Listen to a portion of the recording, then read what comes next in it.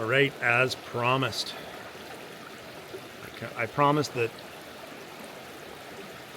that I would have a couple emails to share for you guys, whatever, while I was away hunting, and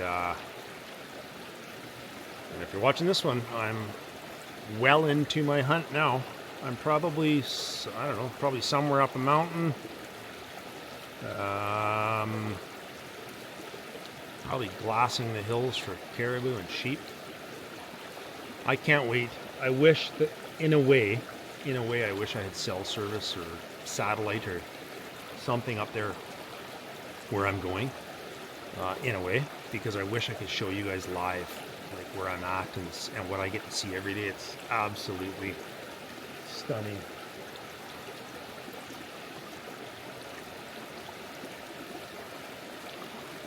Wow, I thought I heard something. Holy cow. Almost leapt out of my skin. Stunning country where I'm at. And, but I don't want to ever get satellite stuff or whatever, because I go up there partially to get away from all of that.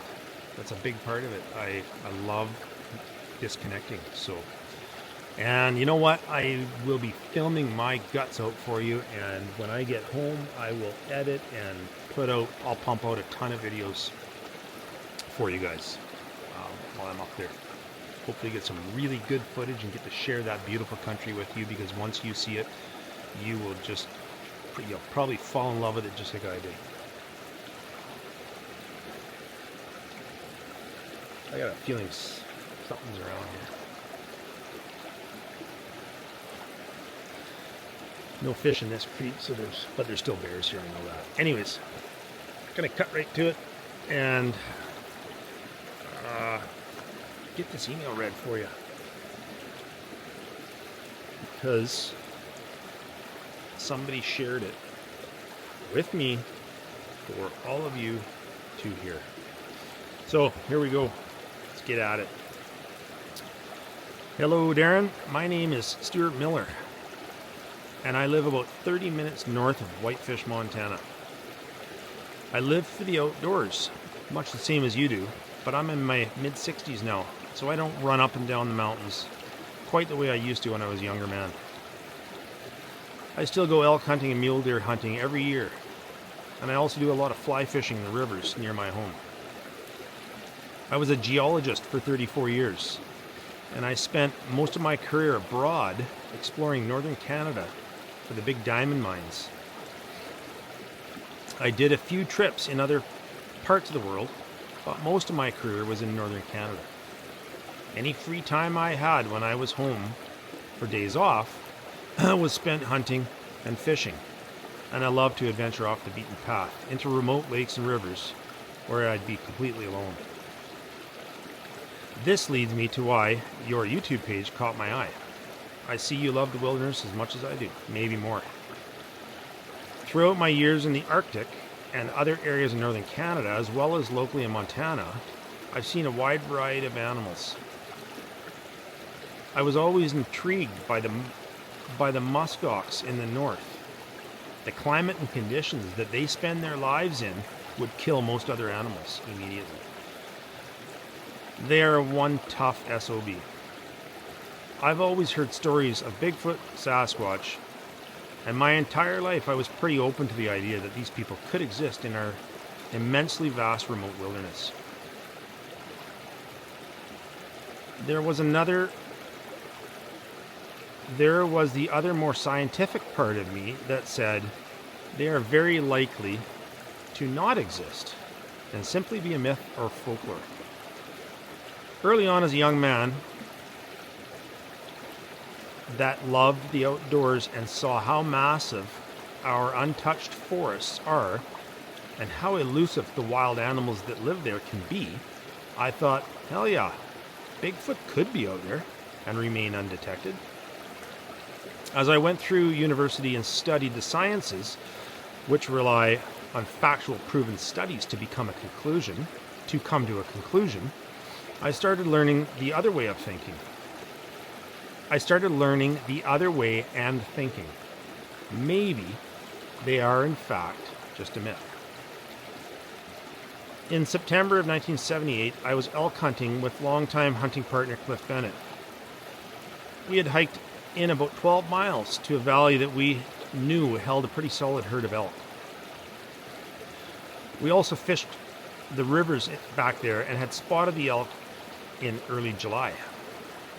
We had a nice camp set up by the river, and we were glassing a herd of elk that were on a plateau across the river from us, maybe 2 miles away. There was a good bull in the herd with about 14 cows and calves, so we watched them as it was too late in the afternoon for us to make a move up the hill. I was watching the bull pretty closely, and Cliff was searching the area for other elk, when I noticed the entire herd stopped feeding and turned their heads down towards the tree line behind them. I told Cliff to keep an eye out to the lower left because all the elk were looking that way, so he was glassing in that direction. Maybe a minute or two later, Cliff said, "Stewie, there's another hunter up there where they're looking."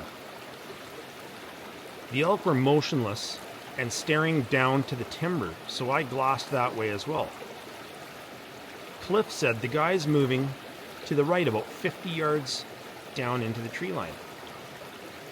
As I glassed, I caught movement through the trees and said, "Yeah, I got him." Seconds after I locked onto this person, I said, "Cliff, that's not a person." Then I said, "What the hell?" At that very moment, Cliff said, "Stewie, what the fuck is that? Is that a fucking Bigfoot?" I was barely able to speak. I was trying to say the words to Cliff, but it was all messed up. I couldn't get it out. Have you ever had a dream where you're scared shitless and trying to scream, but nothing comes out, just garble? That's what was happening to me, but I assure you, I was not dreaming, and neither was Cliff. All Cliff kept saying was, "What the fuck, man?" This creature was likely around 10 feet tall, extremely thick and muscular. Its legs and arms were massive, and as it walked, its arms swayed by its side below its knees. It had no neck, but a very large-looking head. The color was dark brown, but it appeared to have a hint of gray or silver tone to it as well, much like a silver-tipped grizzly. This thing wasn't moving very fast at all. It would move quite slowly and then stop and go again. We realized that this thing was stalking these elk. I lowered my binoculars and looked at Cliff, and he looked at me, and that was the first time I could speak clearly. I said, "Do you see what the hell that is, Cliff?" Sorry. I said, "Do you see what the hell that is?" Cliff responded, "Yeah, it's a fucking Bigfoot." We both went back to looking through our binoculars, and almost instantly I said, "Holy shit, there's another one." Straight up to the left, above and behind the elk. Cliff started looking and said, "Yeah, I see it. Holy shit." Right then, Cliff said, "Stewie, we got to get the fuck out of here." I couldn't see the fear in Cliff's eyes, and I was feeling the same way, but I said, "We have to keep our eye on these things." We both went back to watching this unsurreal event unfold before our eyes. The creature that was below the elk stopped beside a tree, and you could barely make it out, and the one above the elk was still moving towards them very slowly, and it was closing the distance. This thing was only about 250 yards from the herd of elk, and all the elk's eyes were on the timber below them, where the first being was still motionless beside the tree. All of a sudden, Cliff said, "Holy shit," and I could see the top being moving at an incredible rate of speed through the trees, out into the opening towards the elk. And it wasn't until this thing came into the opening about 50 yards above the herd that their focus turned uphill, and they all bolted like they had been shot at.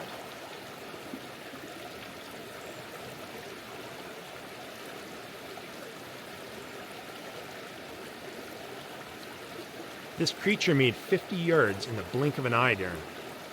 It was inconceivably fast, and it tackled a cow elk to the ground. As it tackled the cow, the other being was right there with it. There was no struggle at all by that cow. It appeared to be dead instantly. Cliff and I were both speechless. I once again found myself unable to speak. We watched these things walk up to the top of the ridge, and the larger of the two was dragging the cow elk by the head with one hand, and it was doing so effortlessly. I mean, it didn't skip a beat or appear to struggle at all. They made the top of the ridge, through the trees, and were gone. Cliff and I both sat there staring at each other, and Cliff began to well up, and I could see tears in his eyes. I moved a little closer and put my hand on his shoulder and said, "You okay?" Then he really started crying. And I could feel myself becoming emotional as well. I held back the tears and said, "Let's get packed up and head out of here, Cliff." We slowly got up, gathered our things, and walked back to camp, and immediately started to pack up. We made fast work of breaking camp, and with our rifles loaded, we started hiking out to the truck. We hiked well into the night with our headlamps on and trying to talk quietly because we were both scared to death that these things might hear us. We got to the truck and threw our packs in the back and jumped in and started the truck. And we sat there for a few minutes talking. We were both still in shock with what we witnessed, and I questioned myself for days afterwards if what we had seen really happened. Cliff and I talked the entire way home about what we witnessed and who, if anyone, we could or should tell. I ended up telling my mom and dad what had happened. Cliff told his dad and brother. And surprisingly, none of them were shocked except for my mom. Cliff and I both started doing our own research into these beings, but unfortunately back then there really wasn't much. I have always been intrigued by these people. I know for a fact they did exist, and I believe they still do exist. I'll leave you for now on this note, Darren. Bigfoot Sasquatch dates back hundreds and hundreds of years. There's photos inside caves with Bigfoot carvings on the walls. Many of the North American native people have stories going back several generations. These forest people do exist, and they are all over the world just as humans are. They are different depending on their geographical location, just as humans are. The similarities, in my opinion, stop there. They are far superior beings than any human. Their abilities are far superior to anything else in the forest, and humans know almost nothing about them, and in my opinion, likely never will. I have had 2 other experiences with these beings in my life, and would be happy to share them with you as well if you'd like. Keep doing what you're doing and sharing your knowledge of the outdoors with everyone. Until we talk again, take care, Darren. Sincerely, Stuart Miller. Holy mother.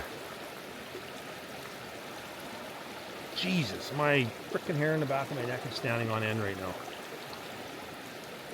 And I heard a couple of cracks and... Ugh.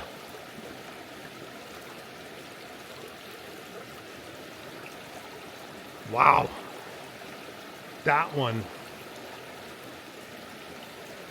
hits home to me because I'm leaving in 48 hours to go hunting. Holy shit.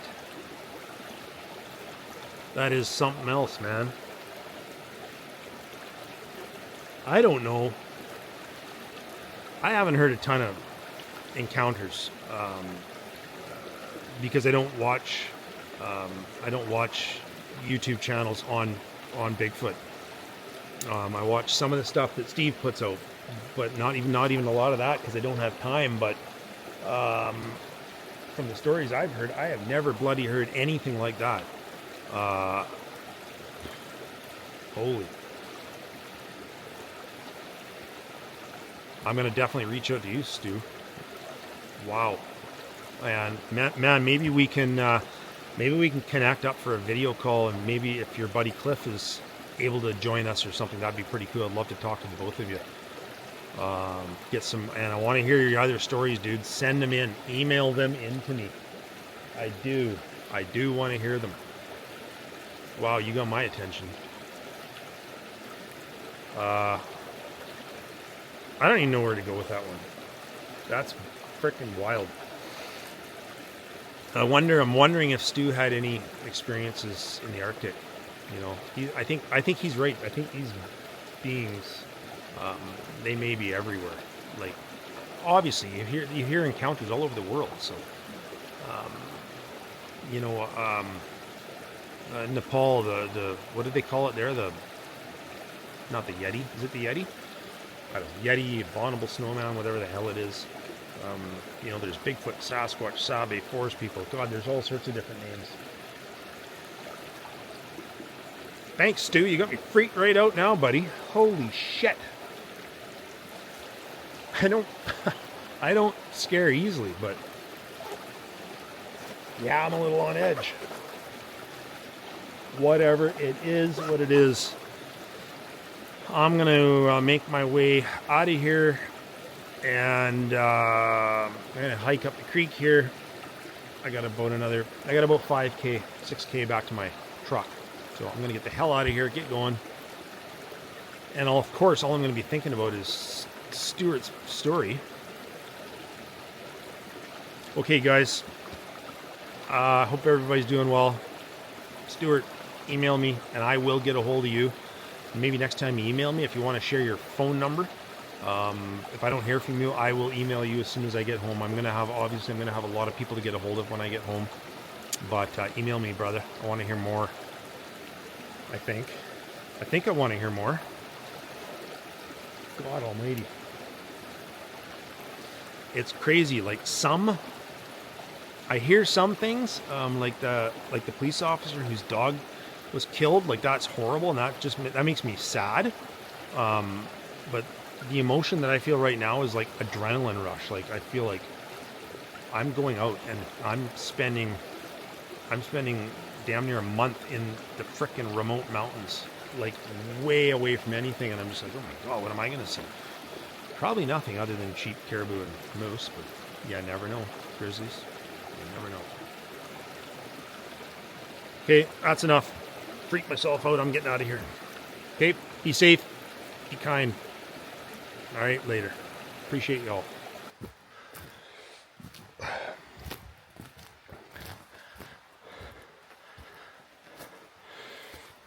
I'm working my way up the creek here, and man, I cannot stop thinking about Stuart's email. You know, I've hunted elk, moose, deer, caribou. Like, I've hunted, man, and I literally don't know if I could handle. I literally don't know if I could handle going through what Stuart went through. I guess you probably would. I've handled several bear charges, near deaths with bears, but I would way sooner see a grizzly bear than a bloody Sasquatch. I can guarantee you that much. That is just something else, too.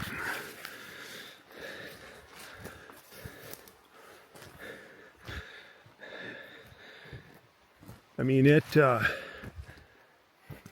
I don't know. I'll be thinking about that one. I'll be thinking about that one for a long time. I will be thinking about that one for a long time.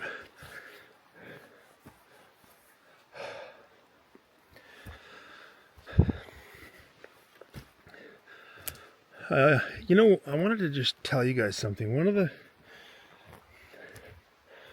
of the greatest joys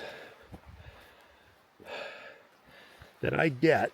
Let me just flip this camera around real quick. There we go. One of the greatest joys that I get from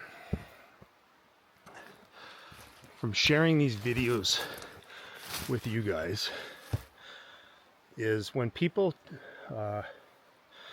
comment into me or email me and say, you know, that I'm unable to do that anymore. I used to, and I love it, but I'm unable to get out in the woods anymore. And they join me or us for these little hikes, and whether they're, you know, day hikes or multiple day hikes, whatever they are, man, that brings me a lot of joy to hear people say that, you know, they can't do it anymore, so physically or whatever, and so they watch these videos and they feel part of it, and that's awesome. That's probably one of the best things to me, is hearing that. So I'm glad I can bring some people some joy. Now I gotta find my way back to the truck.